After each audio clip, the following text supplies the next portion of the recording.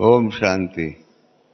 तो मैं ब्रह्मा बाबा के जीवन की बात करना चाहता हूँ। उनके जीवन को आप सबने भी पढ़ा होगा। आदिदेव किताब है और भी कई किताबों में ब्रह्मा बाबा के जीवन के बारे में बातें बताई गई है। आप जानते हैं ब्रह्मा बाबा का जन्म जो है वो लौकिक जन्म हैदराबाद सिंध में हुआ, परंतु क्या करना पड़ा, पहला परिवर्तन कहाँ आया, ड्रामा के अनुसार बाबा को हैदराबाद छोड़ना पड़ा और पहले पहले कारोबार सीखने के लिए बॉम्बे आना पड़ा। बॉम्बे में कारोबार सीखा और फिर परिचय लोग थे, उनके कारण उनके साथ में मिल करके कराची अपने कलकत्ता गए और कलकत्ते में जा कर के नौकरी शुरू किया। तो देखो पहला टर्न कहाँ हो गया, कराची। कराची से ड्रामा अनुसार बॉम्बे आना पड़ा, बॉम्बे से फिर ड्रामा अनुसार क्या हो गया, कलकत्ता जाना पड़ा। ड्रामा ने कैसा टर्न लिया। हाँ, बाकी अपनी जन्मभूमि जहाँ जन्म हुआ है उसको छोड़ के जाना और आगे बढ़ना, और कई बार कई लोग नहीं कर सकते, नहीं आगे बढ़ने के लिए जा सकते, छोड़ नहीं सकते। बाबा ने वो भी छोड़ा, कलकत्ते जा कर के नौकरी शुरू किया।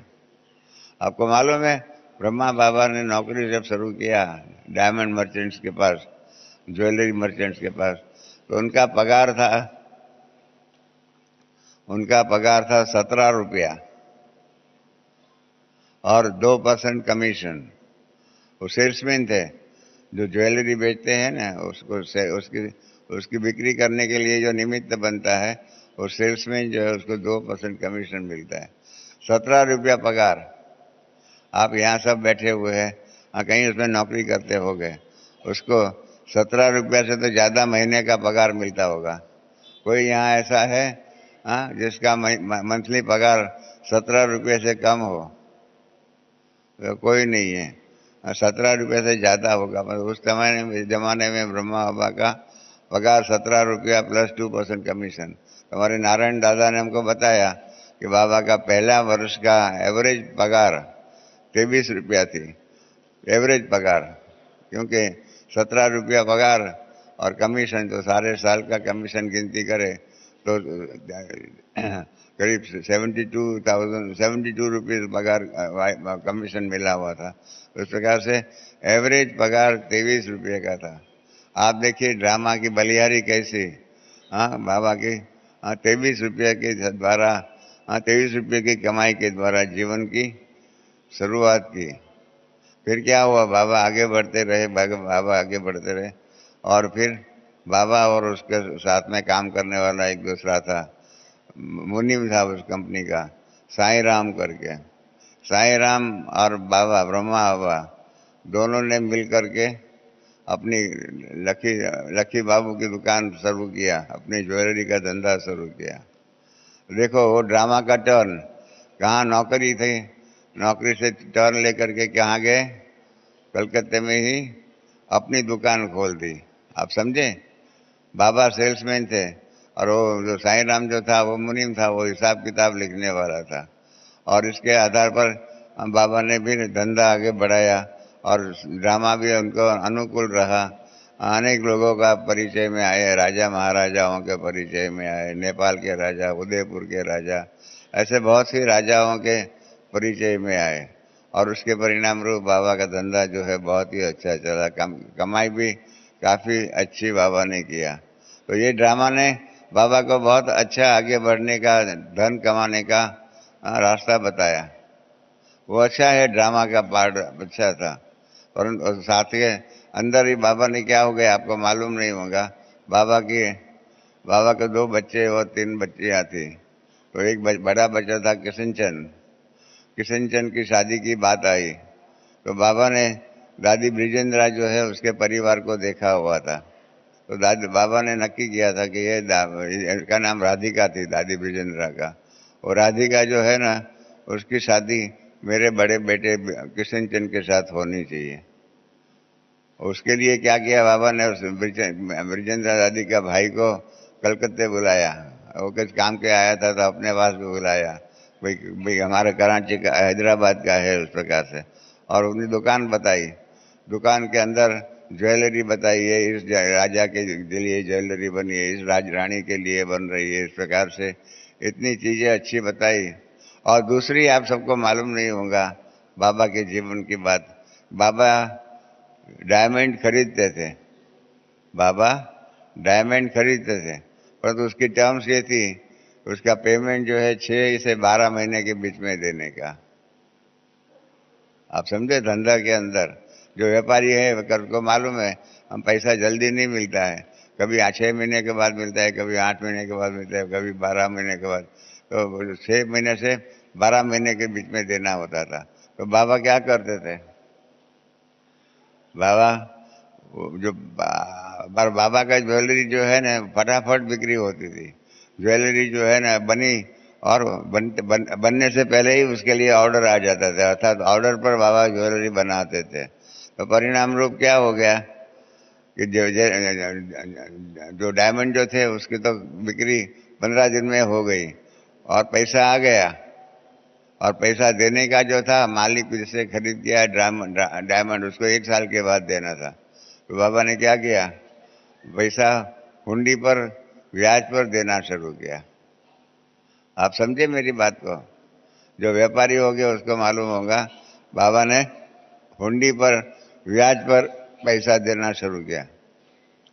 इसके कारण बाबा की आबरू जो होती है, प्रेस्टीज जो होती है बहुत बढ़ गई, क्योंकि बाबा हुंडी पर पैसा देते थे और लाखों रुपया देते थे। इसका मतलब ये हो गया कि सबको ऐसा लगा कि ये तो बहुत पैसे वाला है।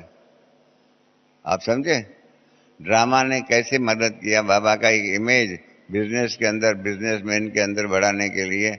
ड्रामा अनुसार डायमंड का पैसा 1 साल के बाद देने का और पैसा कैश में जल्दी आ जाने का। उसके बाद हुंडी पर 3-3 महीने की हुंडी होती है, जिन्हों को बिजनेस किया हुआ है उनको मालूम होगा। 3-3 महीने की हुंडी के वो पैसा देते थे और इसके कारण कलकत्ता के बिजनेस सर्कल में बाबा का बहुत बहुत बहुत नाम बढ़ गया। परिणाम रूप क्या हो गया, तो बाबा की इमेज भी बढ़ गई, सोशल इमेज भी बढ़ गई। फिर आदि ब्रिजेंद्रा का भाई ने देखा बहुत ही अच्छी कारोबार होती है, तो उसने जा करके अपने पिताजी जो है श्यामल आसुमल करके हैदराबाद की सिंधी परिवार की बहुत बड़ी नामी ग्रामी कंपनी थी। तो उसकी बेटी थी राधिका बहन। तो उनके साथ उसने नक्की किया, उसके भाई ने बताया कि मेरी बहन का अपने पिताजी को जा करके बोला कि मेरी बहन की शादी इनका लड़का जो है दादा लेखराज का कृष्णचंद, जिसको शॉर्ट में किशु कहते थे, किशु भाई के साथ होनी चाहिए। शादी उनके साथ हुई। इस प्रकार से बाबा के जीवन में क्या क्या परिवर्तन अच्छा हुआ। बहुत शुरू में तो अच्छे रहे, बाबा के जीवन में अच्छे आए, परंतु उसके बाद क्या हुआ, बाबा के तन में शिव बाबा की प्रवेशता हुई। मालूम है ना, शिव बाबा की प्रवेशता हुई। शिव बाबा की प्रवेशता हुई, उसके कारण क्या हो गया, ब्रह्मा बाबा ने अपना पार्टनर, जो बाबा तो बनारस गए थे, बनारस से हैदराबाद आए और हैदराबाद में आकर के बाबा ने अपना ज्ञान देने का कारोबार शुरू किया। देखो ड्रामा कैसा टर्न लेता है, धंधा के अंदर से बाबा ज्ञान सुनाने के कारोबार में आ गए। कितना ड्रामा ने टर्न लिया।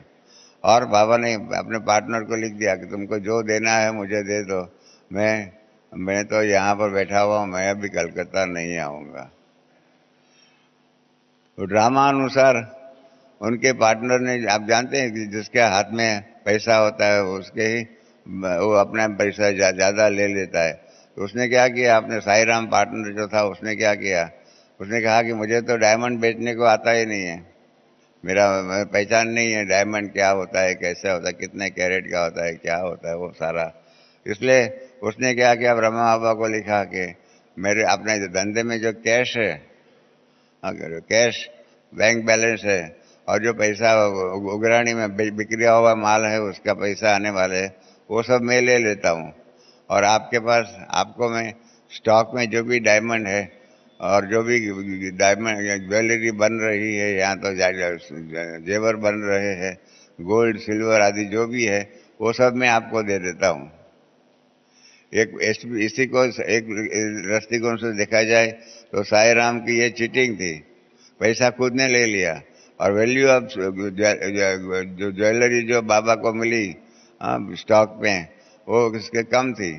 बाबा ने कहा जो भी है ड्रामा है। तो बाबा ने कम दाम वाली ज्वेलरी ले लिया, साईं राम को भले पैसा दे दिया, बाबा ने ड्रामा कर करके छोड़ दिया। और फायदा क्या हुआ? आप सबने सोचा नहीं होगा बाबा को क्या फायदा हुआ। बाबा के पास डायमंड आ गए,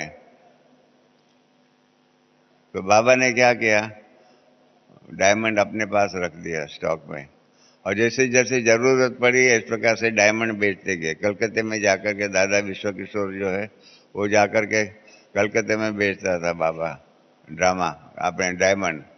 और क्या हो गया, मैं दाम तो बढ़ते रहते हैं, हाँ, हर चीज के दाम बढ़ते रहते थे। बाबा का उस जमाने में जो था 9 रुपये की एक गिनी थी, उसको बढ़ते गई बढ़ती गई, आज को आप जानते हैं कितने 22-25 हज़ार रुपये की एक गिनी हो गई है, एक मोहर जो होती है सोना मोहर। तो इस प्रकार से दाम बढ़ते गए, दाम बढ़ते गए। इसके कारण क्या हो गया, जब बंटवारा हुआ तब बाबा के हिस्से में कम अमाउंट की ज्वेलरी और स्टॉक मिला, परंतु दाम आस्ते आस्ते बढ़ता गया। और जो उसका साईं राम जो था उसके पास तो कैश कैश में ही रही, कैश कैश में रही। तो वो तो दाम दाम बढ़ेगा तो कैश का तो कुछ नहीं फायदा होगा, फर्क नहीं पड़ेगा। पर चीज जो थी बाबा के पास डायमंड के रूप में जो चीजें जो थी उसका दाम बढ़ता गया। तो देखो ड्रामा ने कैसा टर्न लिया। साईं राम ने अपने पास कैश सब रख दी, तो उसका ड्रामा अनुसार नुकसान ही होता रहा, क्योंकि दाम बढ़ते गए, पैसा पैसा ही रहा। और यहाँ ब्रह्मा बाबा के पास डायमंड का कैसा बढ़ता गया, दाम बढ़ता गया, और उसके परिणाम रूप क्या क्या हो गया। कारोबार में आगे बढ़ते गए, और बाबा के उस धन के आधार पर ये यज्ञ की स्थापना भी हुई। और 250, 300 या 400, कभी पहले 400 थे, ऐसे भाई बहन आए, उनके साथ में भी बैठ करके उनकी पालना का कारोबार किया।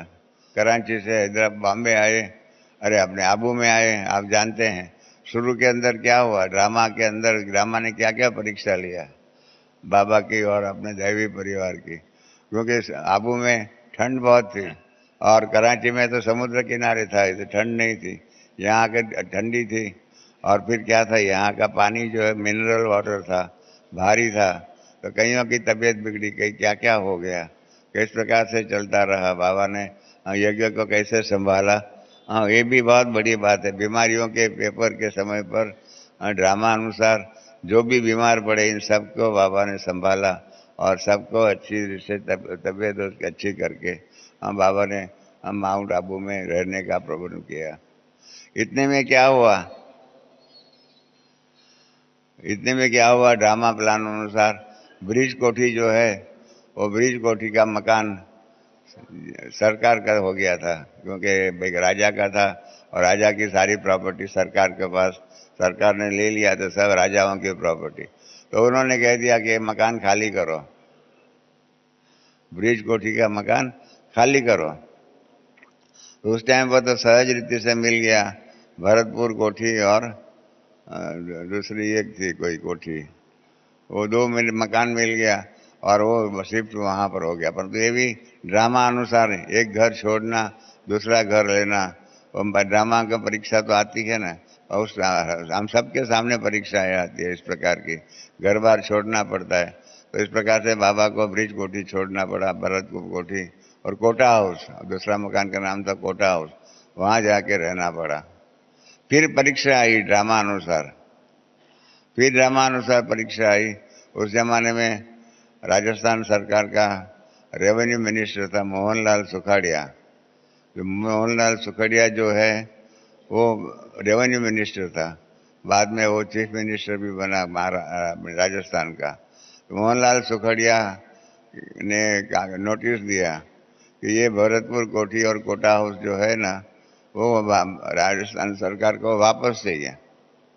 क्यों वापस चाहिए?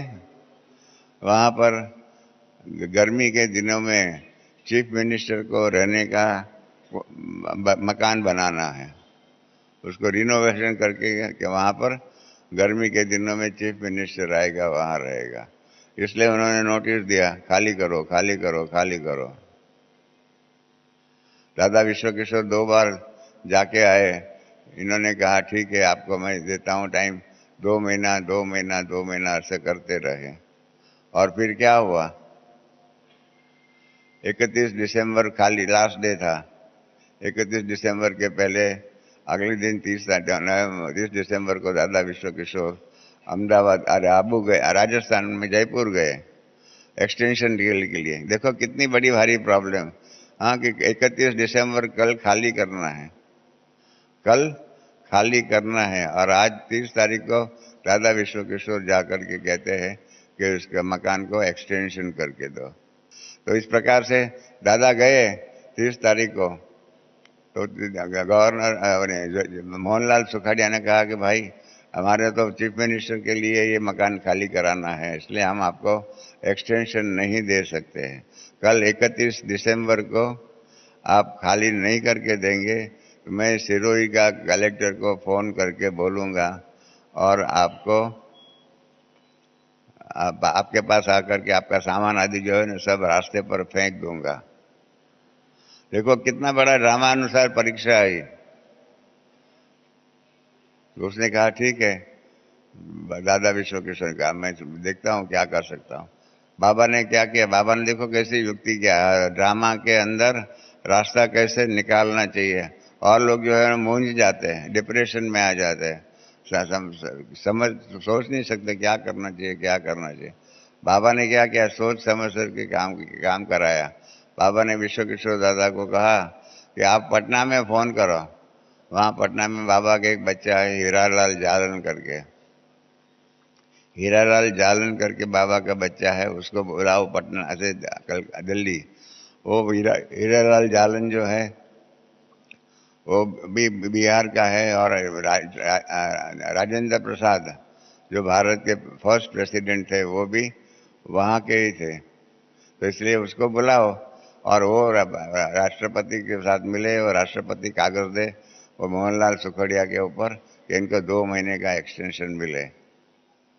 बाबा ने उसको कहा हीरालाल जालन को, दादा विश्व किशोर ने हीरालाल जालन को फ़ोन किया। दूसरे दिन सुबह हीरालाल जालन भाई जो है एयरपोर्ट में पटना से आए दिल्ली, और वो दादा विश्व किशोर और जालन के रिश्तेदार जो थे उसकी कार थी, उसकी कार में बैठ करके राष्ट्रपति भवन गए। राष्ट्रपति भवन में जा करके हीरालाल जालन ने कहा कि हमको तो राष्ट्रपति को मिलना है। तो देखो राष्ट्रपति के पीए ने क्या बोला, अरे कोई राष्ट्रपति कोई मामूली आदमी है क्या, ऐसा नहीं मिल सकता, अपॉइंटमेंट लेना पड़ता है क्या, ऐसे नहीं मिलेगा। तो उसने कहा मेरा तो राजेंद्र बाबू जो है मेरा दोस्त है, मेरे को उसकी अपॉइंटमेंट की ज़रूरत नहीं है, हम तो बचपन के दोस्त हैं, साथी थे। तो गवर्नर उसके पीए ने कहा वो तो आप बचपन में होंगे, अभी तो आपका दोस्त राष्ट्रपति बन गया है। देखो परीक्षाएं कैसे आती है ड्रामा अनुसार। तो दादा विश्व किशोर ने कहा चलो हम यहाँ बैठते हैं, देखिए रास्ता कुछ निकल जाता है। तो इतने में बैठे हुए थे, 10-15 मिनट हुई तो राजेंद्र प्रसाद अपने अशोका हॉल है, अशोका हॉल से निकल करके डाइनिंग खाना का नाश्ता करने के लिए जा रहे थे। हाँ, राजेंद्र प्रसाद ने हीरालाल जालन को देखा, अरे हीरालाल तुम यहाँ क्यों बैठा है। तो क्या उसने कहा कि मैं क्या करूँ, आपका पीए मुझे अंदर मिलने नहीं आने देते हैं। नहीं नहीं तुम अंदर आओ अंदर आओ। तो इसलिए हीरालाल जालन को और विश्व किशोर दादा को राष्ट्रपति ने अंदर बुलाया और कहा कि मैं नाश्ते पे जा रहा हूँ, चलो तुम नाश्ता करो। डाइनिंग टेबल पर बैठे तो उन्होंने कहा नाश्ता करो। तो हीरालाल जालन ने क्या कहा कि मेरा काम तुम दोस्त थे, तुमसे बात करते, आपसे बात नहीं करते थे, दोस्ती में तुम होता है ना, आप तो बड़े लोगों को कहा जाता है। कहा तुम मेरा एक काम कर दो तो मैं नाश्ता खाऊं। तो क्या काम है, तो क्या ऐसे ऐसे हमारा जो पिताश्री जो है उनको कोटा हाउस जो है वो खाली करने के लिए मोहनलाल सुखाड़िया ने बोला है, हम आपको रिक्वेस्ट करते हैं कि आप एक कागज लेटर ऑफ इंट्रोडक्शन दे दो और एक्सटेंशन 2 महीने का करा दो। उसने क्या क्या बड़ी बात है, वो नाश्ता करने से पहले उसने ही अपने पीए को बुलाया और राजेंद्र प्रसाद ने कागज़ डिक्टेट करा दिया और उनसे क्या कागज़ लेकर के दादा विश्व किशोर और ये जो हीरालाल जालन थे वो उनके रिश्तेदार की कार में दिल्ली से जयपुर आए। देखो कितना ड्रामा का भाभी है। 5 बजे जयपुर की ऑफिस बंद हो जाती है और वो बहुत मेहनत करके पहुंचे, 4:45 बजे पहुंचे। कितना ड्रामा ने परीक्षा दिया। 4:45 बजे पहुंचे और इन्होंने अंदर चिट्ठी भेजी विश्व किशोर दादा ने। तो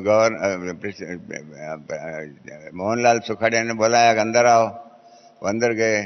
मोहनलाल सुखाड़िया ने धमकी दिया, आपने खाली किया कि नहीं किया? अगर नहीं किया है तो उसने अपने पीए को बोला कि सिरोही के कलेक्टर को बोलो फ़ोन लगाओ, मैं उनसे डायरेक्शन देता हूँ।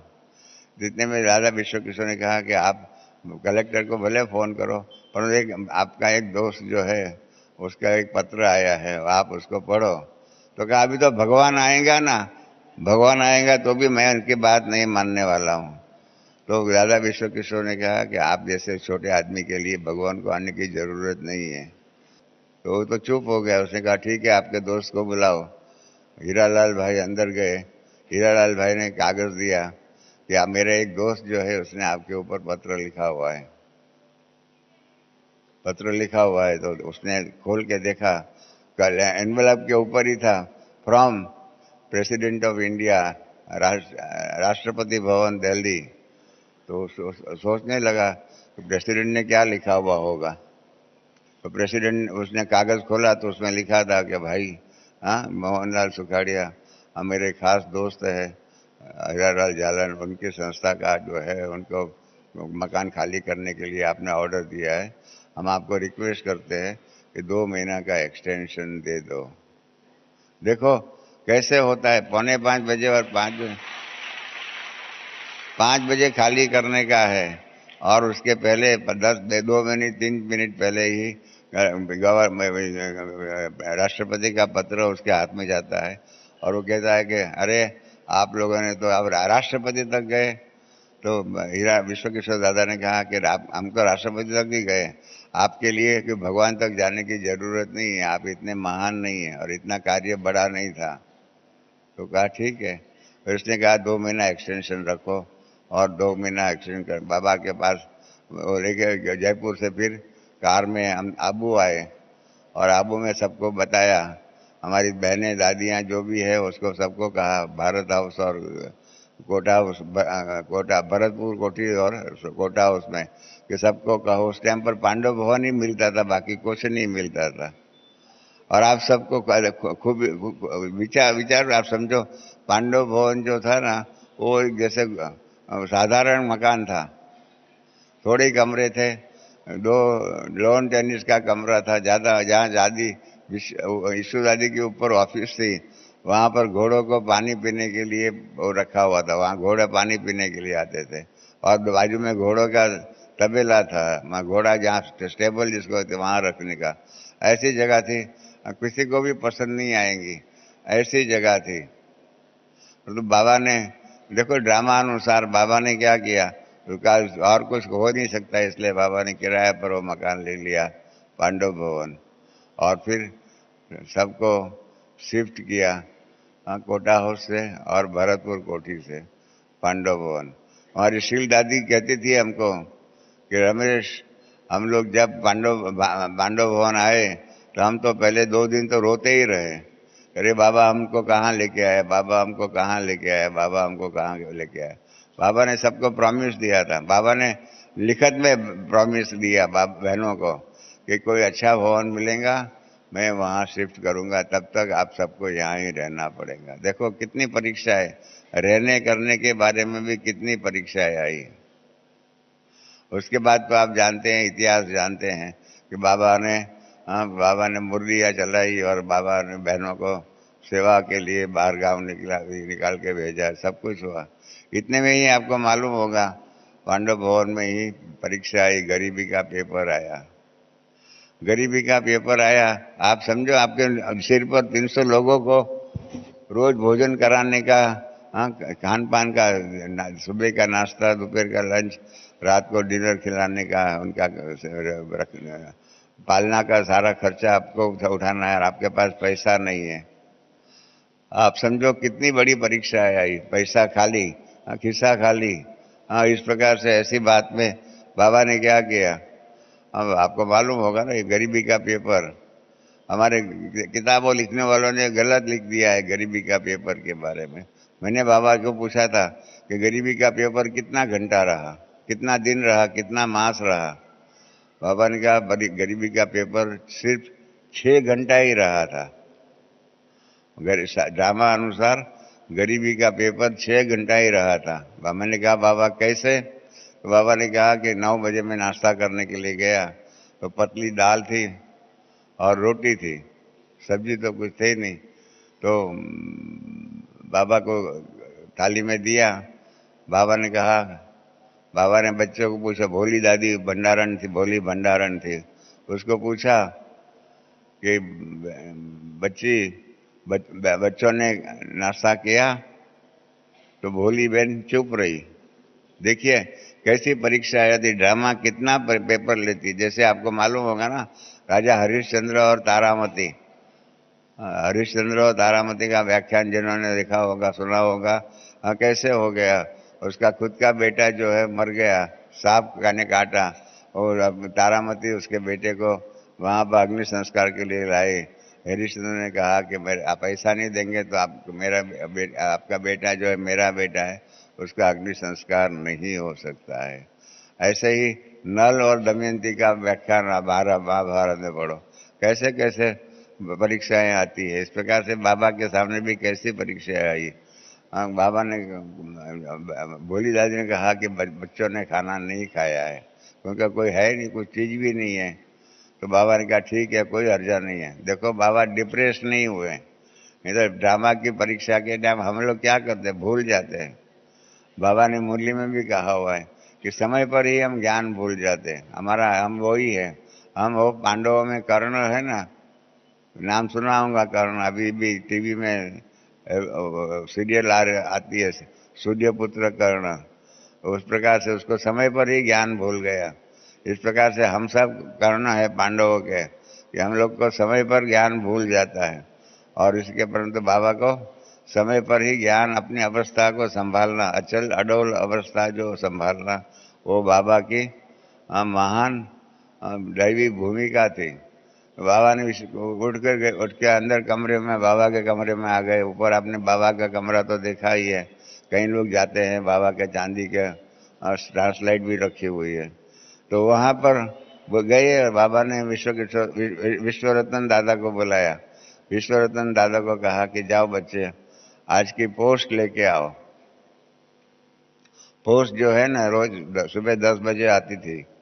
तो बाबा ने कहा जाओ, 9 बजे तो नाश्ता का था, उसके बाद ऐसा हुआ। तो इसके कारण बाबा दादा विश्वरत्न पोस्ट लेके आया।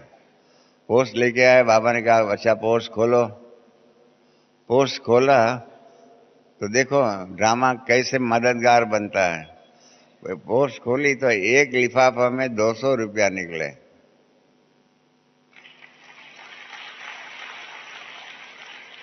ड्रामा ने कैसा टर्न लिया, एक लिफाफा में 200 रुपया।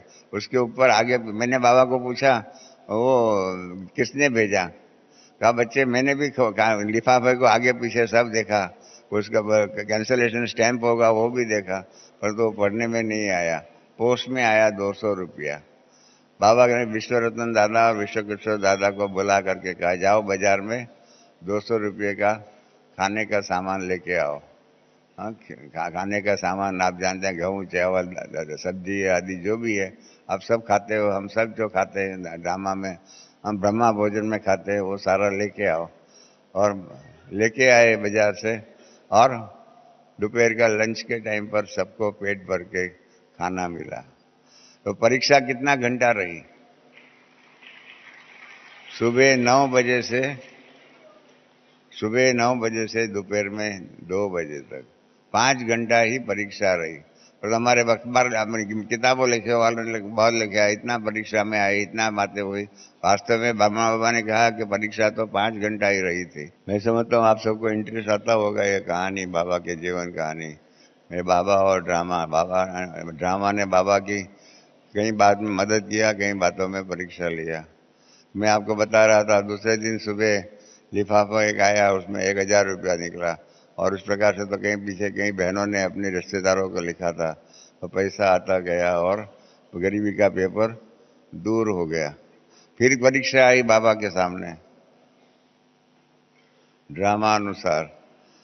बाबा का बेटा था, बेटा है अभी भी, नारायण जो है, वो नारायण ने एक दिन सुबह आकर के बाबा को कहा, जिसको बाबा ने जन्म दिया, बाबा के घर में रहा, बाबा ने पालना किया, वो बेटा आकर के कहता है कि बस बाबा मेरे को अभी दुनिया में जाना है, मेरे को घर बार, हम दुनिया के अंदर जाकर के अपना दुनिया बसाने की है। तो बाबा नारायण के साथ दादी विजेंद्रा का एक बड़ा बेटा था, घनसी करके, घनश्याम। घनश्याम को शॉर्ट में घनसी कहते थे। घनसी ने भी कहा मैं भी मेरे चाचा के साथ जाता हूँ। तो दोनों निकल चुके। मैंने नारायण दादा को पूछा, आप निकले तो क्या हुआ, कैसे गए आए बॉम्बे? कहा ट्रेन में आए, विदाउट टिकट आए।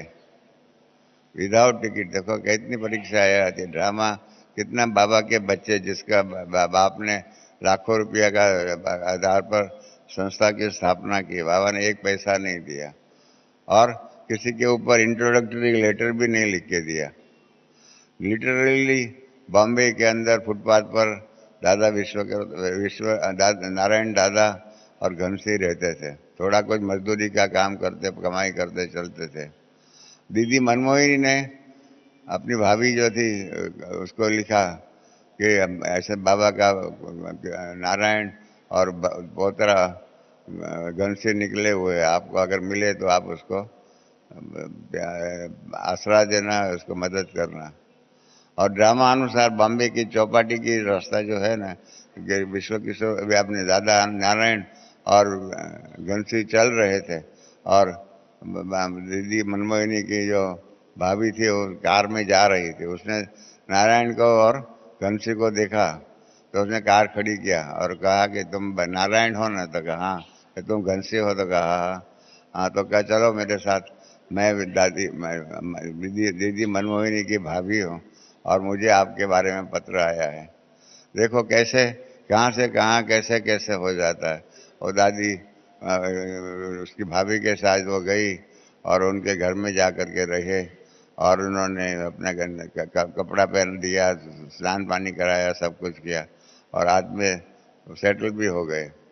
थोड़े समय के बाद क्या हुआ, बाबा नारायण ने शादी किया, उसके कारण मकान ले लिया। उसके अंदर बाबा 61 में 2 महीना उधर आकर के भी रहे। और उस दिनों में क्या हुआ मालूम, कितनी परीक्षाएं आती है देखो। ड्रामा अनुसार हमारा जो दादा बाबा ब्रह्मा बाबा का दोतरा पौत्र था घनसी, उसको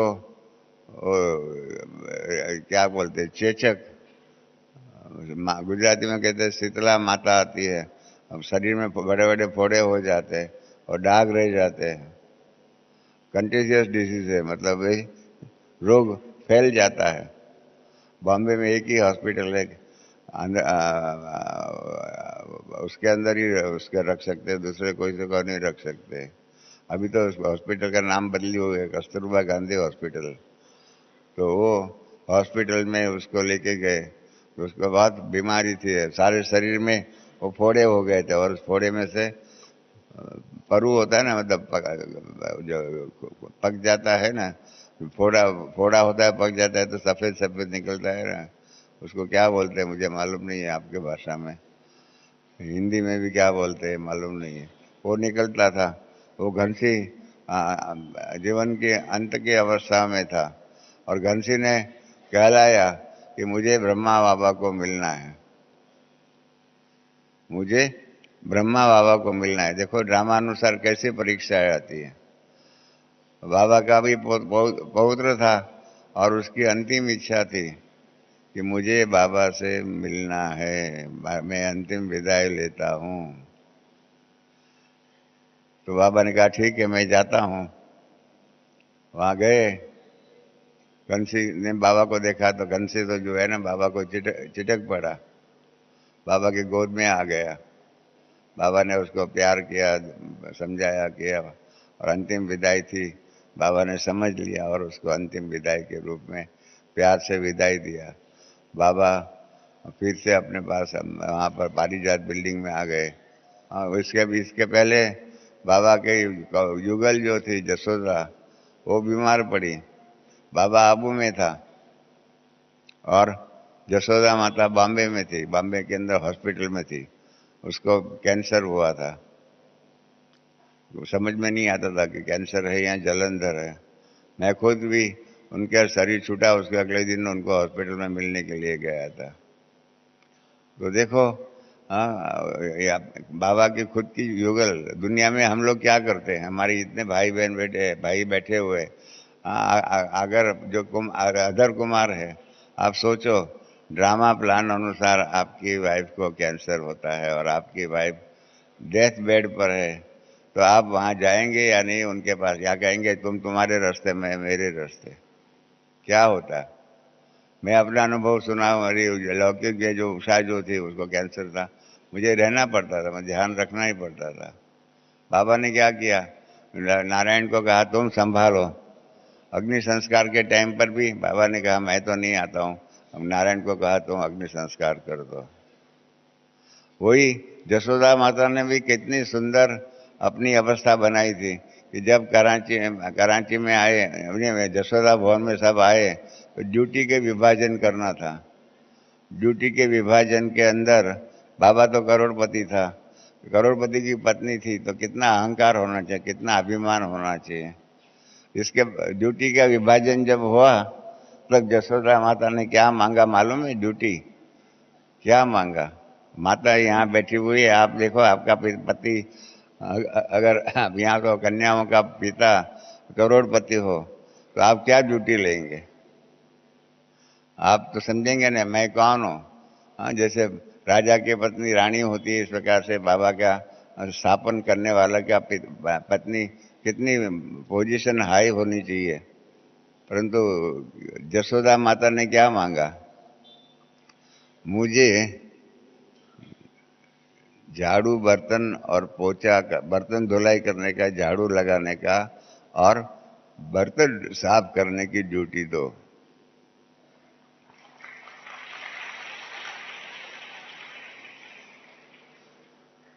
तो बाबा ने पूछा बच्चे तुमको क्यों, तुमने ये ड्यूटी क्यों मांगी? देखो कोई जसोदा माता कोई एमए पीएचडी पढ़ी लिखी नहीं थी। जसोदा माता साधारण गृहस्थ जीवन के जैसे माताएं होती उस प्रकार थी। उसने कहा, बहुत सुंदर बात कही, आप सब नोट करके रखिए। उसने कहा कि मुझे मालूम है मैं ब्रह्मा बाबा के लौकिक युगल हूँ।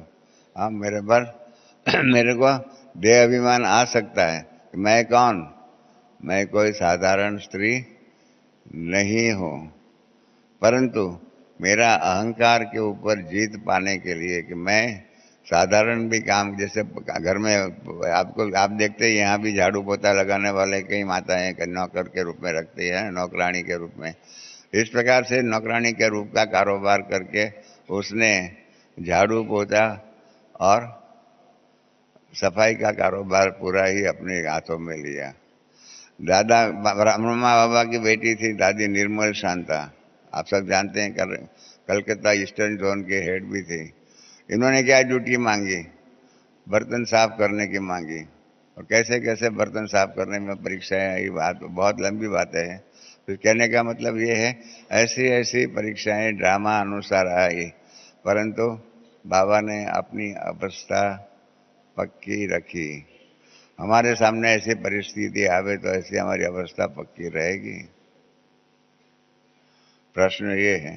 तो मैं यही बता रहा था कि इसका भी शरीर छूट गया जसोदा माता का, बाबा ने वहीं बॉम्बे में ही रखा। उसके बाद में आप सब जानते हैं क्या हुआ, मातेश्वरी को भी कैंसर हुआ। मातेश्वरी को भी कैंसर हुआ और कानपुर में मालूम पड़ा कि मातेश्वरी को कैंसर है। तो इसके कारण बाबा कानपुर वालों ने बाबा को फ़ोन किया। देखो क्या ड्रामा में परीक्षाएं आती है। संस्था की हेड मातेश्वरी हेड थी, जो बाबा ने ओम मंडली बनाई, जो संस्था बनाई थी, उसका जो चेयरपर्सन थी, तो उनको कैंसर हुआ। कानपुर वालों ने बाबा को फ़ोन किया कि बाबा का मम्मा को कैंसर निकला है, डॉक्टर कहता है कि बॉम्बे में ही टाटा हॉस्पिटल है, वहाँ उसको लेके जाना पड़ेगा। बाबा ने कहा पहले उसको आबू भेजो। तो फिर उन्होंने कहा कि हमने रमेश को भी बॉम्बे में भी फ़ोन किया हुआ है। तो हमारे कानपुर के त्रिलोकचंद भाई, संतराम भाई, मोतीचंद भाई आदि जो भी आरसी गुप्ता, इन सब ने मिल करके हमको फ़ोन किया कि मम्मा को कैंसर की बात निकली है, कैंसर डायग्नाइज हुआ है, और बाबा कहते हैं मम्मा को पहले आबू भेजो, फिर बॉम्बे में लेके भेजेंगे। मैंने कानपुर वालों को कहा कि नहीं, उनको मम्मा को यहाँ ही भेजो। तो कहा बाबा ने ऐसा कहा है। मैंने कहा मैं बाबा को फ़ोन करता हूँ कि मम्मा को डायरेक्ट यहाँ ट्रीटमेंट के लिए यहाँ आना चाहिए। आबू में जाएंगे तो क्या करेंगे, आबू तो जंगल है। उस ज़माने में तो खास आबादी भी थी नहीं 65 में, तो फिर 64 में। तो फिर मैंने बाबा को फ़ोन किया। बाबा ने कहा बच्चे क्या करूं, मैं तेरी मम्मा को बॉम्बे में रहने की जगह नहीं है, 3 पैर पृथ्वी नहीं है। देखो कितनी बड़ी भारी परीक्षा। Mateshwari head of the institution को 3 पैर पृथ्वी नहीं। इस प्रकार की चिंता बाबा को लगी। बाबा को मैंने कहा बाबा आप फिक्र क्यों करते हो, हमारा घर है, मेरे घर में ही पहले मम्मा 8 महीना रही हुई, हमारे घर में आकर के रहेंगी।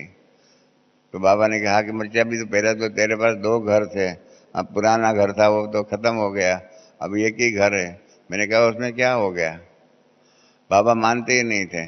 फिर मैंने कहा कि बाबा हमारे घर में अनिलाबेन डॉक्टर है तो पेशेंट को तो डॉक्टर की ज़रूरत पड़ती है, घड़ी घड़ी बीमारी में इंजेक्शन लगाओ, सलाइन दो, क्या क्या करो।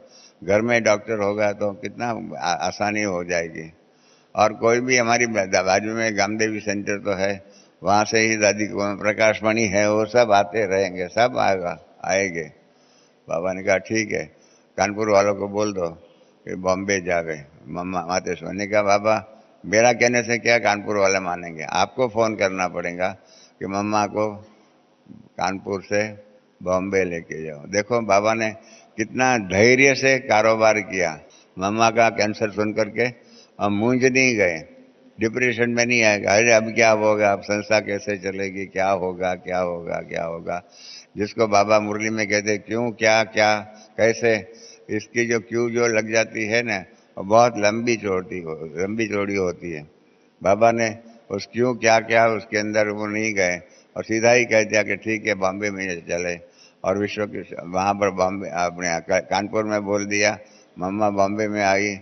इतने में बाबा ने भी आबू से विश्व किशोर दादा को भेज दिया और यहाँ आए, मम्मा की ट्रीटमेंट हुई, ऑपरेशन हुआ और ऑपरेशन के बाद मातेश्वरी को अब लेके गए।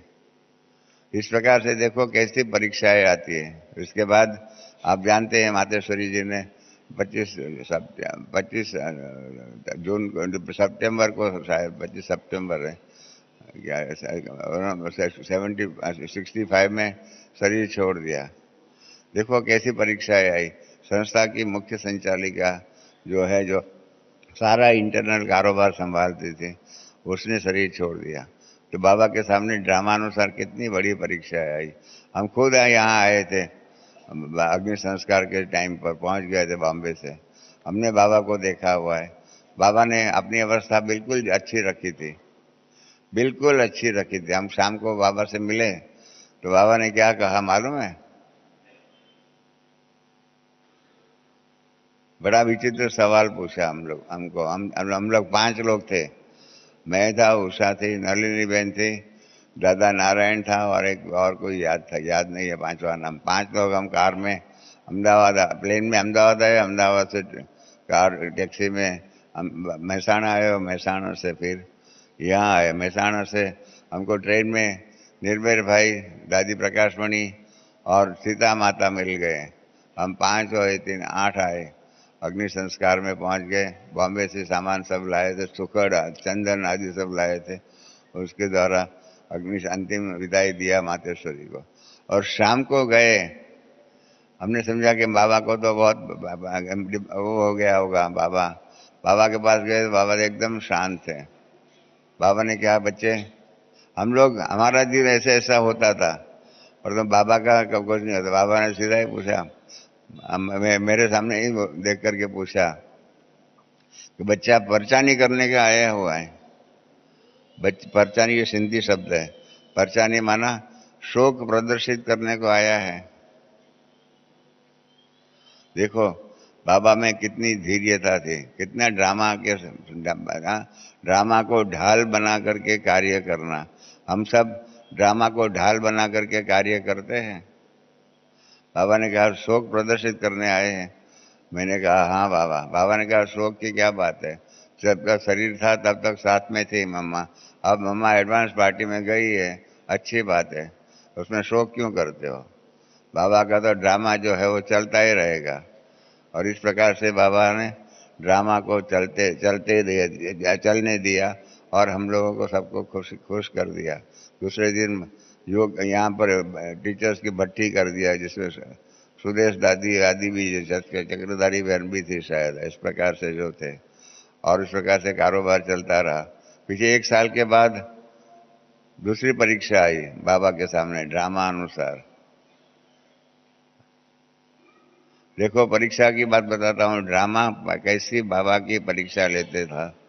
आप कहेंगे सर्वशक्तिवान परमात्मा है तो फिर बाबा की परीक्षा क्यों नहीं ले जाए।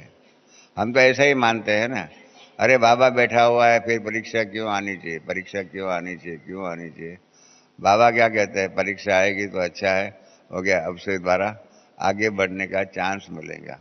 बाबा पॉजिटिव सेंस में लेता है। हमारे सामने परीक्षाएं आती है तो क्या होता है, ड्रामा अनुसार परीक्षाएं आती है हमारे में नेगेटिव। और उसमें भी बाबा का बनने के बाद तो सोचते हैं अरे बाबा का बन गया, उसके बाद हमारे सामने परीक्षा क्यों आती है, क्यों आती है, क्यों आती है, क्यों, क्या क्या प्रश्न हमारे सामने सदैव रहते हैं। बाबा के सामने अंत तक परीक्षाएं आती रही। तो बाबा के पास 66 की बात है, 66 में अपना जो पांडव भवन जो है वो बाबा का पांडव भवन दादा विश्व किशोर के नाम पर था। तो वो बाबा को ट्रांसफर कराना, वो दादा विश्व किशोर की ऑपरेशन था उसके पहले, वो मकान जो है दादा पांडव भवन जो है वो 4 दादियों के नाम, दादी प्रकाशमणि, ब्रिजेंद्र दादी, चंद्रमणि दादी और दादी मनमोहिनी, उनके नाम पर नहीं, जानकी दादी, विजेंद्र दादी नहीं थी, जानकी दादी के नाम पर करना था। आज 3 दादियों ने तो शरीर अव्यक्त हो गए, खाली दादी जानकी शरीर में है। तो उस प्रकार से वो मकान उसके नाम पर, दादियों के नाम पर करना था, इसलिए दादा विश्व किशोर में और संतरी दादी दादा विश्व किशोर की लौकिक युगल आबू रोड पर आए। आबू रोड पर आए तो बाबा ने पत्र लिख करके भेजा। भोली दादी थी उस जमाने में, रेलवे में रिसीव करने के लिए। अभी आज के ज़माने में सोमशेखर आदि आते हैं, आप सबको मालूम होगा। उसके बदले में दीदी भोली दादी आई, उन्होंने चिट्ठी बाबा के दी हम दोनों के ऊपर, और साथ में नाश्ता भेजा था। कहा कि आप स्टेशन पर ही, प्लेटफॉर्म पर भी वेटिंग रूम में स्नान पानी कर लेना, नाश्ता भेजा है वो कर लेना, और मकान 4 दादियों के नाम पर ट्रांसफर, इसको रिलीज डीड कहते हैं, रिलीज डीड रजिस्टर करके फिर ऊपर आना। तो इस प्रकार से बाबा ने कितना धैर्य से अपना कारोबार उठाया और हम लोगों को बाबा का नीचे रजिस्टर करा करके ऊपर भेजा। और दूसरे दिन हम बॉम्बे से वापस जाने लगे। निकलने से पहले बाबा ने कितना धैर्य से काम किया हुआ होगा। चंद्रहास भाई, बाबा ऐसे फोटोग्राफ निकालने के लिए मना करते हैं। उस दिन बाबा ने चंद्रहास दादा जो है ऊपर सोया हुआ था, उसको उठाया, कहा नीचे आओ और दादा विश्व किशोर के साथ मेरा अंतिम फोटो निकालना है। अंतिम फोटो शब्द नहीं बोला, फोटो निकालना है। दादा विश्व किशोर, मैं और बर्मा बाबा खड़े थे। अभी भी कई जगह पर आपने वो फोटो देखा होगा, ऊपर हिस्ट्री हॉल में भी वो देखने में आएगा।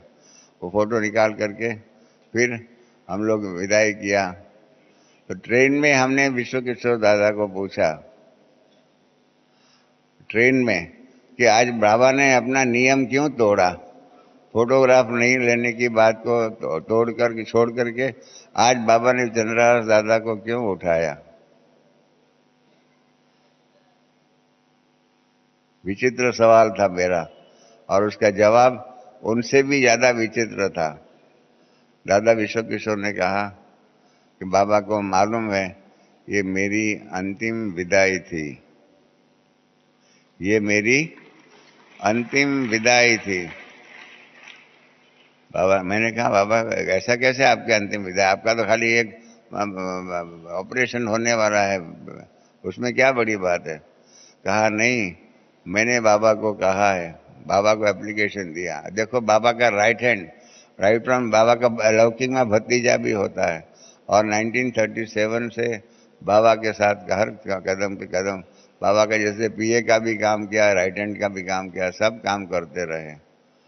और उसने 66 में एप्लीकेशन दिया, 66 या 67 की शुरुआत में कि मैं अभी एडवांस पार्टी में जाऊं।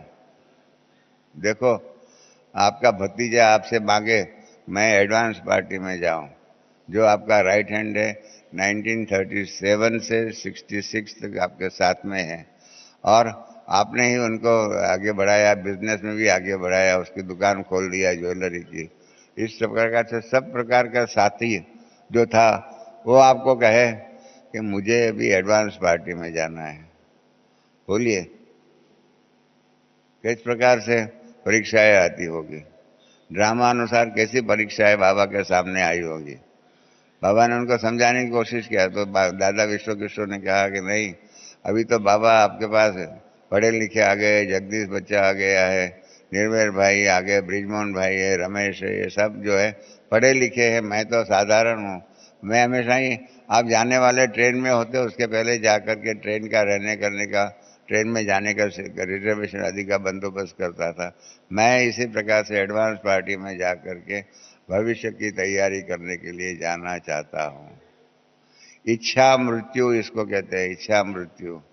ऐसा इच्छा मृत्यु आपका भतीजा आपके सामने बात रखे, आपको क्या लगेगा, क्या आपका व्यवस्था होगी? आप छुट्टी देंगे प्यार से? बाबा ने छुट्टी दिया। बाबा ने कहा ठीक है बच्चे, ड्रामा को जो भी मंजूर होगा आप भले करो। और इसलिए दादा ने बॉम्बे में आए, हम लोग बॉम्बे में आए, ऑपरेशन हुआ। ऑपरेशन हुआ, ऑपरेशन के कारण रात को उनको रात को नींद नहीं आती थी, और रात को उसको नींद की गोली नहीं देते थे। तो बाबा को मालूम पड़ा, दादी प्रकाश मणि बॉम्बे में थी, इन्होंने दीदी मनमोहिनी को कहा कि विश्व किशोर दादा को रात को नींद नहीं आती है। तो बाबा ने विश्व किशोर दादा को सकाश दिया, योग की सकाश दिया। बाबा योग करते रहे, और दादा विश्व किशोर को बॉम्बे में हॉस्पिटल के अंदर नींद आ गई। और मैं तो रात को नींद वहाँ हॉस्पिटल में ही था, तो मैंने सुबह आकर के दादी को बताया, दादी प्रकाश मणि को, कि कल रात को दादा विश्व किशोर को बहुत अच्छी नींद आई। इतने में आबू से फोन आया, बड़ी दीदी ने दीदी मनमोही प्रकाश मणि को कहा, अरे प्रकाश मणि, कुमार कहा, तुमने ये क्या किया, क्यों बाबा को बताया कि विश्व किशोर दादा को नींद नहीं आती है? कल रात सारी रात ब्रह्मा बाबा जागते रहे, योगदान देते रहे, सकाश देते रहे, और विश्व दीदी दादी प्रकाश मणि ने कहा कि हाँ कल रात को भाव को विश्व किशोर दादा को बहुत अच्छी नींद आई। देखो इस प्रकार से योगदान देने के लिए भी तैयार, तत्पर। परंतु क्या हुआ, 5वें दिन दादा विश्व किशोर का शरीर छूट गया। मैंने खुद ने, मैं आपको अपना अनुभव सुनाता हूँ, मैंने खुद प्रयत्न किया कि अभी दादा विश्व किशोर की बॉडी को आबू ले जाना चाहिए। हमने डाकोटा प्लेन चार्टर फ्लाइट का भी बंदोबस्त कर दिया कि हम बॉम्बे से अहमदाबाद, और अहमदाबाद से फिर एम्बुलेंस बुला करके दादा विश्व किशोर की बॉडी को आबू लेके आएंगे। हमने बाबा को फ़ोन किया कि बाबा दादा का जो है इतना, दादा ने त्याग तपस्या पुरुषार्थ किया है, अपनी भी सारी संपत्ति यज्ञ में समर्पित की थी, और उसकी बॉडी का अग्नि संस्कार तो आबू में होना चाहिए, आपके हाथों से होना चाहिए। देखो बाबा क्या जवाब देता है। इस प्रकार का ड्रामा को एक्सेप्ट करके इस प्रकार की अवस्था धारण करना बहुत कठिन बात है। बाबा ने मेरे को कहा, बच्चे क्या करेंगे, हमारा कनेक्शन तो आत्मा के साथ था, शरीर के साथ तो नहीं था, आत्मा के साथ हमारा था। और वो आत्मा तो आगे हमारी छुट्टी लेकर के एडवांस पार्टी में गई है, इसका शोक कैसे करेंगे, एडवांस पार्टी में गई है, अच्छी बात है। तो इसके लिए उसके अग्नि संस्कार के लिए बॉम्बे लाने की, आबू से बॉम्बे से आबू लाने की जरूरत नहीं है, आप वहाँ ही अग्नि संस्कार कर दो। वहाँ नारायण बच्चा भी है, दादी प्रकाशमणि भी है, आप सब बैठे हुए हो, आप वहाँ ही अग्नि संस्कार कर दो। कितनी धैर्यता के आधार पर कल तक का जो अपना राइट हैंड जो था वो आज शरीर छोड़ता है। कल तक जिसको नींद लाने के लिए, रात को नींद आवे उसके लिए सारी रात जाग करके योगदान देना, सकाश देने वाला ब्रह्मा बाबा, हाँ, शरीर छूटने के बाद आबू लेके आने के परीक्षा, यहाँ तो कारोबार, हाँ, डाकोटा प्लेन में बॉम्बे से अहमदाबाद और अहमदाबाद से एम्बुलेंस में बॉम्बे आबू लेके आने का कार्य नहीं करते हैं, नहीं सैंक्शन देते हैं। आप समझो, हाँ, कितनी बड़ी बात है। हाँ, आप सब जो कहेंगे, सब तो यही कहेंगे, अरे सर्वशक्तिमान परमात्मा था तो भी क्या हुआ, क्या हुआ, क्या हुआ, क्या हुआ। इस प्रकार से ही करते रहते हैं। हम लोग मानते हैं, बाबा को तो मालूम है, हम ज्ञान का फायदा लेने के लिए, ज्ञान से प्राप्ति करने के लिए, ज्ञान से कमाई करने का हम नहीं करते, धन का। दुनिया में क्या करते, कहीं धन की कमाई करने का आदि का काम हम बाबा के बनने के बाद भी करते। बाबा का ज्ञान को कॉमर्शियल रूप में कॉमर्शियल रूप में उसका फायदा लेने का प्रयत्न करते हैं। बाबा ने परीक्षाएं इतनी आई तो भी कभी भी यज्ञ के अंदर कॉमर्शियल रूप में, कमाई के रूप में काम नहीं किया। हमेशा ही त्याग तपस्या पुरुषार्थ और उसके द्वारा ही आई हुई समस्याएं जो भी है ड्रामा अनुसार, हाँ, ड्रामा के। मैं आपको बताऊं एक दूसरा, 62 में मातेश्वरी जी, मैं यहाँ बॉम्बे आबू में था, 62 में मातेश्वरी जो है पंजाब आदि का चक्कर लगा करके हापुड़ जा करके, हापुड़ से फिर दिल्ली होकर के आबू में आई। मम्मा का स्वागत किया हम लोगों ने। मम्मा ने हापुड़ की परिस्थिति बताई कि हापुड़ में एंटी पार्टी ने बहुत परेशान किया, बलदेव भाई जो इसके गले में सांप डाला था, ऐसी ऐसी काफ़ी परीक्षाएं लिया, खाना पीना बंद, पानी बंद, बिजली बंद, सब कुछ बंद कर दिया था जहाँ सेंटर था उसका। सफाई करने वाले को भी अलाउ नहीं, सब्जी वालों को भी है, कुछ भी नहीं लेके जाने का, कुछ भी नहीं खाने का। तो ऐसे ही परिस्थिति में रखा हुआ था। और मातेश्वरी ने आकर के आबू में आकर के रात्रि क्लास के अंदर हापुड़ की सारी परिस्थिति का ज्ञान सुनाया। तो मेरा मन भी ऐसे ऐसे हिल गया, मेरी परिस्थिति स्थिति भी हिल गई। क्या देखो बाबा का बनने के बाद कितनी परीक्षाएं आई, कैसे आई, ऐसा कैसे हो सकता है, ऐसा नहीं होना चाहिए। मैं खुद भी हिल गया था। तो मैंने रात को भी भोजन के बाद बाबा के पास गया। मैंने बाबा को कहा कि बाबा, हापुड़ का सारा समाचार सुन करके मेरी तो अवस्था हिल गई है। आपको कुछ नहीं होता है, आप तो संस्था के हेड है, स्थापक है, अलौकिक पिता है। आपको, मैं एक साधारण हूँ, वो भी हिल गया तो आपको तो क्या हो गया होगा। अगर हमारी संस्था, बाबा को लगा होगा मेरी संस्था को ऐसा ऐसा होता है, कैसे कर सकते हैं। बाबा ने बहुत सुंदर मुझे जवाब दिया। बाबा ने कहा, बाबा को ऐसी परिस्थिति है, ड्रामा के पेपर्स जाते हैं, उसकी बाबा के ऊपर कोई प्रभाव नहीं पड़ता है, क्योंकि बाबा को एक बात पक्की है, वो आप सब, हम सब यहाँ बैठे हुए, उन सबको वो बात पक्की मन में धारण करनी चाहिए कि बाबा ने कहा कि 5000 वर्ष पहले जैसे स्थापना हुई थी नई दुनिया की और पुरानी दुनिया का परिवर्तन हुआ नई दुनिया में। इसी प्रकार से 5000 वर्ष पहले जो हुआ था उस प्रकार से हो रहा है और इसके कारण उसके अंदर कोई भी प्रकार का दुख, अशांति या उद्वेग आदि कुछ भी नहीं होना चाहिए। हमको हमेशा ही एक्सेप्ट करना चाहिए। वाह ड्रामा, वाह।